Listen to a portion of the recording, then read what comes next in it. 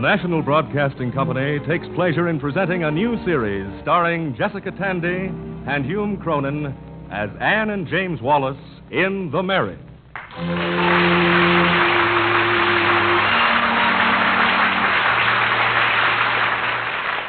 When you look ahead, marriage promises to be a cavalcade of historic events. But when you look back on it, you sometimes find that the apparently uneventful has become the unforgettable. Any way you look at it, marriage remains the most popular domestic arrangement among friendly people. And that brings us to our story of Anne and James.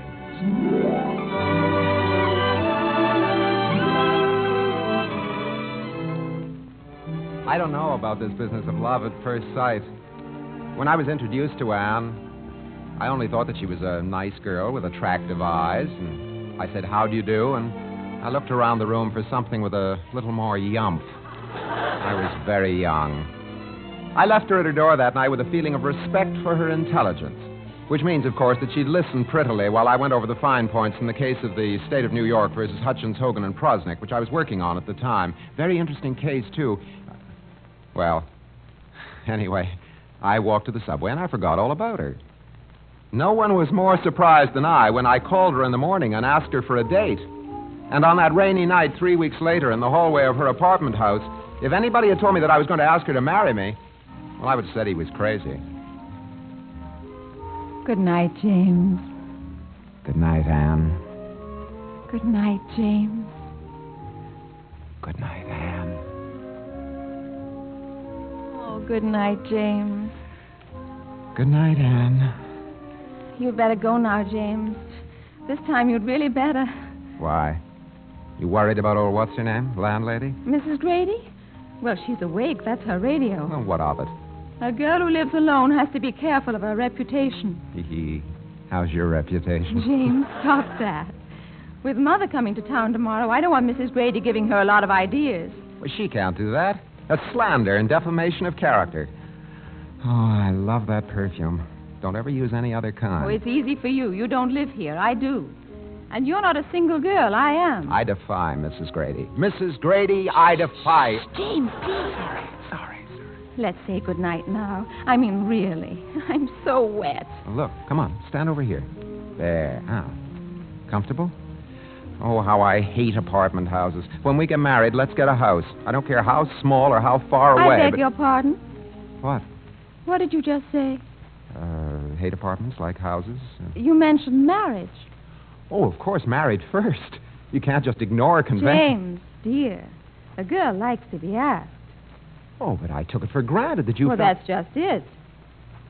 Oh, well, then I better ask you. That would be nice. I don't think I'm going to be very good at this. Try. Well, here goes. Dear Anne, caught as I am between Mrs. Grady inside and the rain outside... No, that's forget about that. That's not right. Well, it did sound a little as though you were trapped. Anne, darling, if this was somewhere where it isn't, if the sun was shining and the birds sang instead of Mrs. Grady's radio, and I had my arm around you and we were alone, I'd kiss you and then I'd kiss you again. I'd tell you that I loved the color of your hair and the way you laughed and how gentle and wise you are. Does this sound as though I were taking inventory? Go on. And then, when I'd found the courage and the right words, I'd just come out and say it. What would you say? Anne, please marry me. Well? You mean it's my turn? You only have to say yes. Is that all? Well, I suppose you could say no. I'd rather you didn't. Doesn't it matter whether I love you? Oh, yes, of course. We'd better establish that first, because... James, will you kiss me? Well, don't be silly. And now, good night, darling. Oh, I hope I have my key. But you can't do that. Can't a girl sleep on it? It's very late, and besides, I have to meet Mother early in the morning. Anne, now I asked you. You have to answer. You can't just turn me off like a faucet. I've got to know where I stand. In a puddle, darling. Oh, no. You know what I mean. James, Mother arrives tomorrow. I want you to meet her. Yeah, but I'm proposing to you. It's going to seem a little strange to her, my knowing you such a short time, and, well, she never approved of my coming to New York to begin with. And if Father had been alive, he would have forbidden it. Why? Well, after all, in Fitchburg, Massachusetts, New York is considered rather a dangerous place to send one's daughter all by herself, especially to study art. Mother's hardly reconciled to that, and now... And if she doesn't like me, would that make a difference to you? Of course it wouldn't make any difference to me. Thank you, darling. Of course, it is possible that she could resist me. Why do you insist that Mama will dislike you? Well, it's just the circumstances. You pointed them out yourself.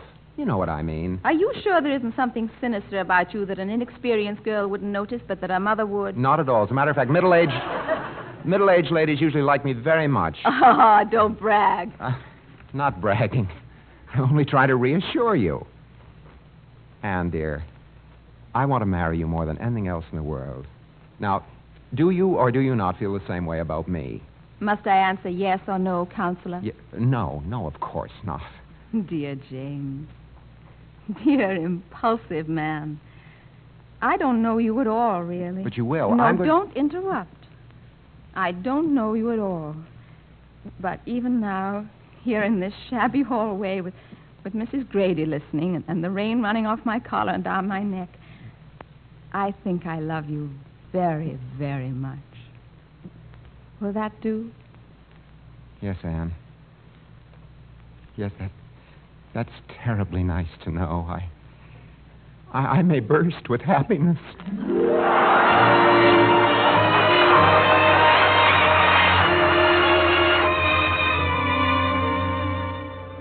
I don't know what it was.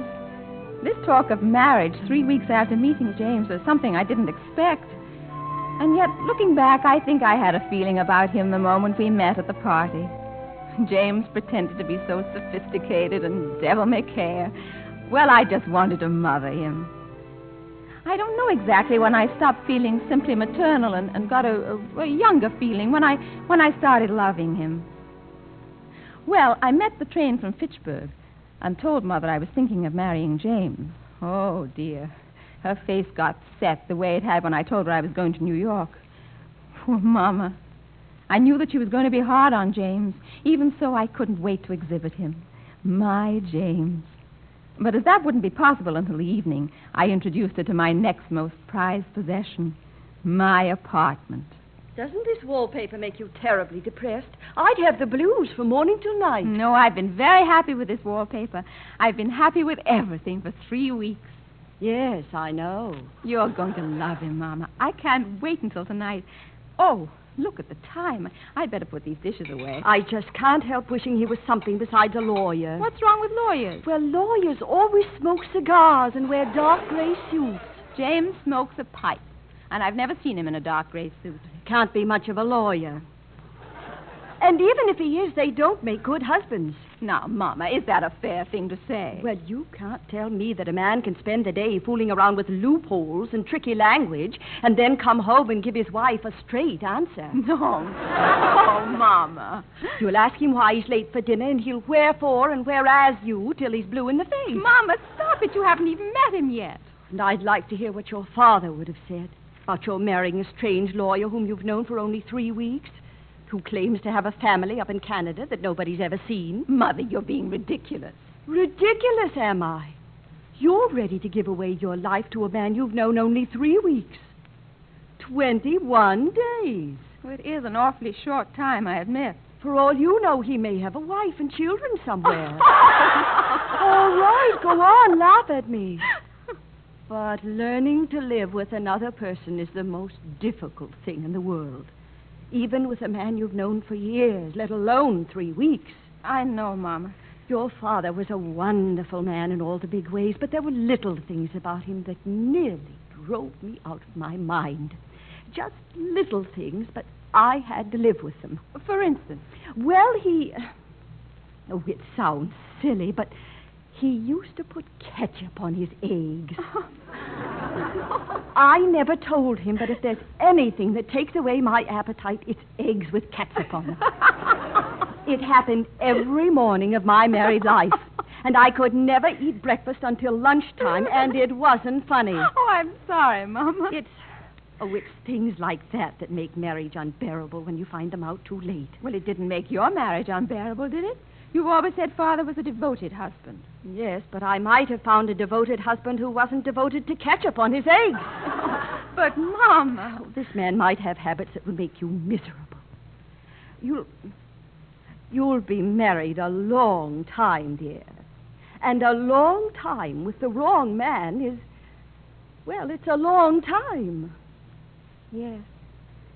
Yes, it is. Mama, I'm going to be sensible about it. Yes, I'm going to find out a lot more about James. You know something, Mama? What, dear? I must have been more worried about this than I thought, because suddenly I feel relieved.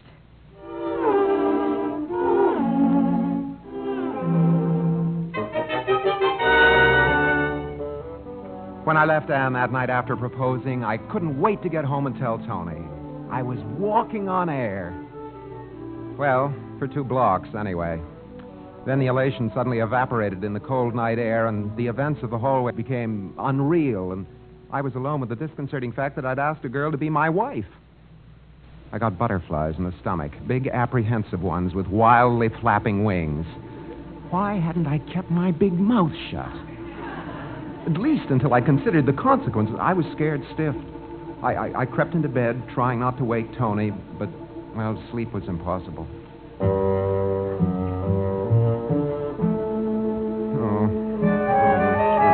take it in the first place. As some men just have to face it. 3 o'clock. What did you say? Oh, you awake, Tony? Awake. You know, Junior, when I agreed to share this one-room paradise with you, I didn't bargain for your nightmare. It's eating you anyway. Tony, I feel terrible. Hey, wait, I'll turn on the light. Why don't you take a bicarb or a couple of aspirins? I wish it were that easy. Tony, this is serious. I asked Anne to marry me. And then what'd she say? I don't want to get married. I'm not ready. Easy, Junior. We all have to go sometime. What got into me? Why did I ask her? I can't get married now and take on all that responsibility. I must have been out of my... No, let's not get excited. How am I going to get out of it? It'll break her heart. Then I take it she said yes. No, not yet. I'm sure she's going to. And then what am I going to do?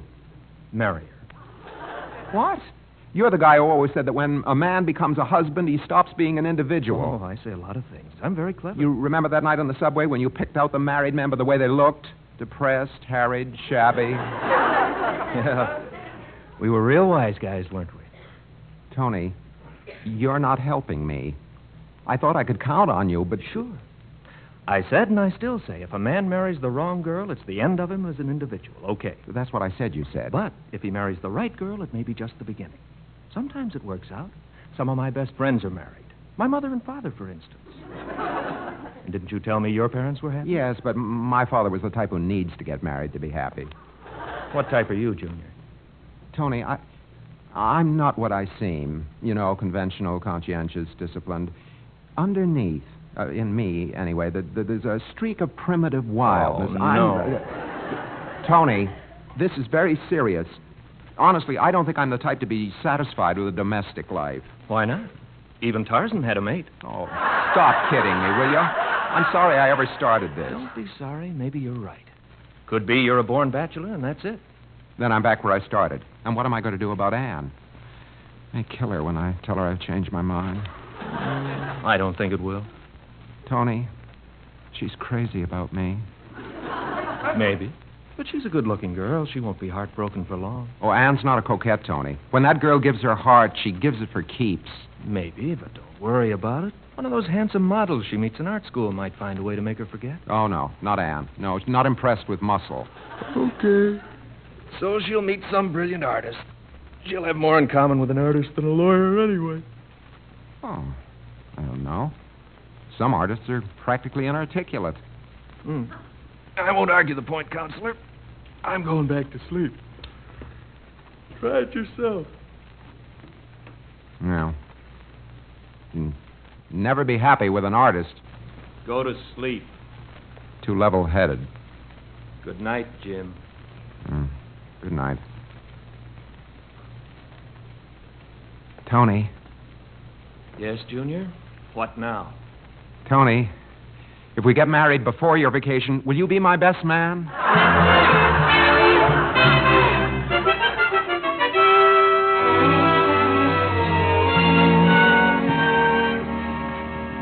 Mama, please promise me you'll be nice to James when he gets here. Of course I'll be nice to him. Why shouldn't I be? I know, but don't be too polite. Well, now, maybe I'd better not meet him at all. Oh, Mother. Of course, I warn you that I mean to find out something about any man who wants to marry my daughter. Well, naturally, Mama, but please be discreet. He needn't think that because you have no father, he can pull the wool over people's eyes. He's not trying to pull the wool over anything. Don't tell me about lawyers, dear. After all, everybody knows that a Oh, there he is. Now, please, Mama, please keep an open mind. I'm sure you'll find James charming. Go on and let the man in. I can tell by the gleam in your eye, but... All right, I'll let him in. No, I'll get it. And your slip showing. Oh. Anne, darling. Hello, James. How could I ever have doubted? James, no, not now. I mean, there's Mother. Mother? Oh, of course, your mother. How is she? Very well, thank you. Mother, this is James. James, this is Mother. How do you do, Mr. Wallace? How do you do, Mrs. Caldwell? Can't tell you what a pleasure it is to meet you at last. I've looked forward to this for such a long time. 3 weeks. Well, Anne has told me so much about you, I feel I know you. Yes, that's very nice. Anne, dear, could I see you in the other room for just a moment? No, Mother. Yes, please excuse us, Mr. Wallace. It's just a little family matter. Oh, that's quite all right. Mama, did you have to do that? Close the door. What is it, Mama? You never told me he was so short. Oh, Mama. You can't trust short men. They always have chips on their shoulders. 5'7" is not really short, and besides, a man's height has got nothing to do with anything. Your Uncle Jonathan, who ran away with the elephant girl... I'm not staying around another second. Are you coming out there with me, or shall I go alone? Your Uncle Jonathan was only I'm opening the door, Mama. But I'm just trying to take the place of your father, that's all. Well, that little morsel of feminine business is over with. Sorry, James. Oh, that's perfectly all right. You know how women are, Mr. Wallace. Oh, of course. Are there many women in your family? Well, not in my immediate family. I have no sisters. Oh, then you don't know how women are. Well, I guess I don't. I was just wondering because you said you did. Would anyone care for a cup of tea? I'd love one. What about you, Mother? Not just now, thanks, dear. I believe I'll join you, James. Oh, good. Just a little milk. There. Thank you. Perhaps Mr. Wallace would care for something a little stronger, dear. Oh, no, this is fine. Oh, come now, Mr. Wallace. Wouldn't you rather have whiskey? You don't have to stand on ceremony with me. Really, Mrs. Caldwell, James I rarely... doesn't drink whiskey, Mother. But I may start any minute. James, have one of these cookies. I think you'll like them. Oh, they look delicious. Thank you. Well, Mrs. Caldwell, this is your first trip to New York? Oh, my, no. I think New York is just a bit too noisy for Mother's taste. She's a farm girl at heart. Well, I can appreciate that. When I was a boy, I used to spend my summers in a farm in Saskatchewan. Stayed with my aunt. Never forget those days. Something wonderful about a farm, isn't there, Mrs. Caldwell? All there is to a farm is a lot of hard work. Yes, of course, but the kind of work that keeps you young and strong. It killed my mother at the age of 58. Anne, could I possibly have another cup of tea? Oh, certainly. Mother, are you sure you don't care for anything? No, thank you, dear. Mr. Wallace, how is it that How about a cookie, Mother? They're very good. No, thank you, dear. Mr. Wallace, I understand. Would you like me to make you a sandwich? I have some cheese. I'm not hungry, dear. Mr. Wallace... Excuse me, Mrs. Caldwell, but why don't you just try calling me James? I will, Mr. Wallace. Just as soon as it feels comfortable for me to do so. Oh, yes. You didn't know that I had such an old-fashioned mother, did you, James? Well, You know what they say, old-fashioned things are the best things. Really? I never heard anyone say that. No? Oh, I thought it was quite a well-known saying. I've heard it often. I believe I've read it, too. I can't remember just where. Anne, could I have some more tea? Certainly. I was about to ask, Mr. Wallace, what brought you to New York? Well, I came here on a visit while I was at law school. Harvard, incidentally, Mother. Oh, that's nice. Yes. I came down on a visit, and I just fell in love with this city. I was fascinated by the idea of living in the midst of so many millions of people. Don't know whether that makes any sense. So I know what you mean. It's a perfect city to hide in. James wasn't... Mother, James wasn't looking for a place to hide in. Oh, I wasn't suggesting that he was looking for a place to hide. I was just making an observation. Tell me, Mr. Wallace, I hear that New York is overloaded with lawyers. Can a young man really make a living here? Well, I think by living, I mean 8,000 to 12,000 a year. Well, I tell you, Mrs. Caldwell, Mother, it's not... I hate to interrupt such an interesting conversation, but we've run out of tea. Yes, well, all right, go ahead, dear, and make some more. Mr. Wallace and I have lots to talk about. Yes. Oh, that's the point. I need him in the kitchen to open a jar of olives. Well, I don't like olives, thank you. They're for James. He loves olives. Will you excuse me, please, Mrs. Caldwell? Oh, certainly. Andy, we need more hot water. Hot water? I'm in it up to my hairline. Oh, James, I've never been so embarrassed in my life. How do you feel? So I just lost 2 falls out of 3. I'm terribly, terribly sorry. I had no idea she'd act this way. She'd only stop calling me Mr. Wallace. She's never been like this before. She's really very sweet. I'm sure she must be. She's terribly worried because we've only known each other 3 weeks. You must try to understand. Believe me, I'm trying. But have you any idea what it feels like to sit there and be taken apart? Now, don't make it worse than it is, James. Have you any idea what it feels like to be You just questioned? asked that question. Well, this is a nerve-wracking experience. James, are you sure you aren't dramatizing it just a little bit? I never dramatize anything. Well, never mind. It's perfectly normal to dramatize. I don't care whether it's normal. I don't do it. Oh, you have a temper. Anne, I'm sorry. I didn't know that about you.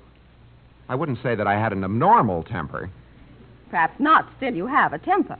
Anne, how long have you had this habit of repeating things? You see how little we know each other. You see? I'm sorry, Anne. I guess I'm upset. Anne, when are you going to answer my question? Will you marry me? Oh, James. Mother was right. There are so many things that people must know about each other if they are to have a happy marriage. That isn't true. If they love each other, they can work everything out. That isn't realistic. What about the little things? What little things? Children? No. Suppose you're grumpy in the morning or don't like canaries or something. Do you like canaries? No, I don't. You see? There you are. Why, do you like canaries? Of course not. But suppose I did. Just suppose I were mad about canaries and you couldn't stand them. We'd be miserable, don't you see? Anne, come here. No, James. This is very important. This is something we must stop and be very cool-headed about. Tomorrow evening, you and I are going to sit down and find out all the things about each other that we haven't discussed. Agreed? Oh, Anne, why do we have to go through... Oh, all right. Agreed.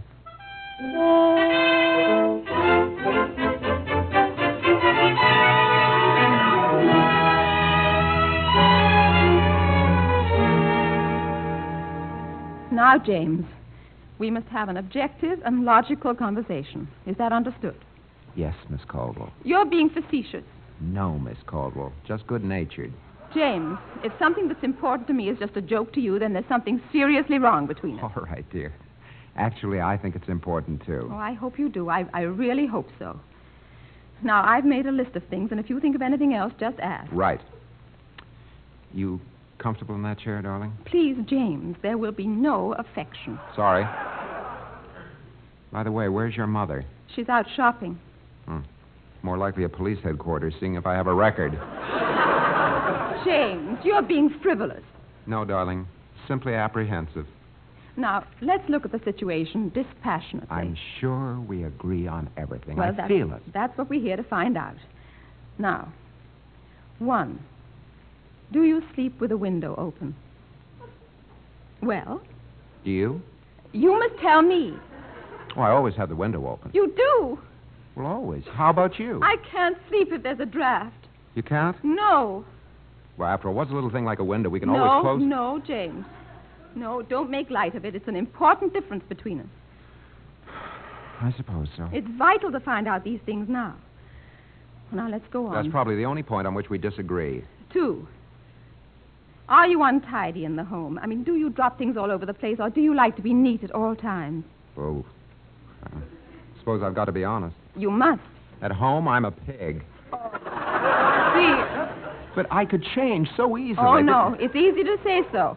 But we can't change our personality. Anne, we can compromise. Compromises never work. Now, do you like modern furniture or period? Well, that's easy. Period, of course. Just looking at that modern stuff makes me uncomfortable. Oh, James! What a narrow-minded attitude to take. We must go forward, move with the times. Forward? I've sat on stumps that had more grace than... No. I'm sorry, but a person who prefers archaic period furniture to the clean lines of the future must be old-fashioned and stuffy. Oh, now, listen to us. It's no use pretending. We don't agree on anything. We'd never get along. It'd be ketchup and eggs on a bigger scale. What was that? Ketchup and eggs. Oh, I like ketchup and eggs. You see, we'd irritate each other to death, and don't say we could change. We couldn't be happy. We'd be uncomfortable. You know it. Oh, I don't know. None of those things strikes me as critical. By the way, don't you like ketchup with eggs? No, I don't. You see how irritating it would be to face such differences when there's no escape? All right, Anne. You win. Let's just call it off. Perhaps you're right. If you are, we're lucky we found out about the differences in time. We've been very sensible. We certainly have. You know, Anne, you're a very bright girl. Very pretty one, too. Actually, what we've done is unusually intelligent. Yes, it is. I felt very depressed about it at first, but I love that perfume. But now that it's over, well, it's a great relief. Yes, I know what you mean. It was something that had to be done. You're right, darling. Absolutely right. No matter how painful. Yes, and Anne, now that we've done it. What? Can I have an answer? Will you marry me? Oh, yes. Oh, yes, yes.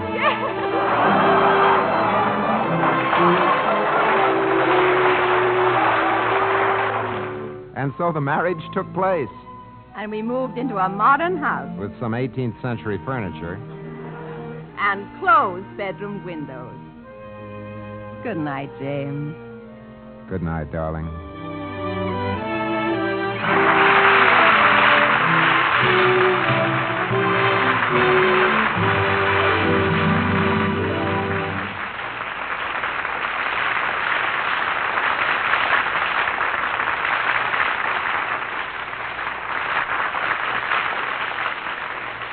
This was the first episode of The Marriage, a new radio series starring Jessica Tandy and Hume Cronyn as Anne and James Wallace.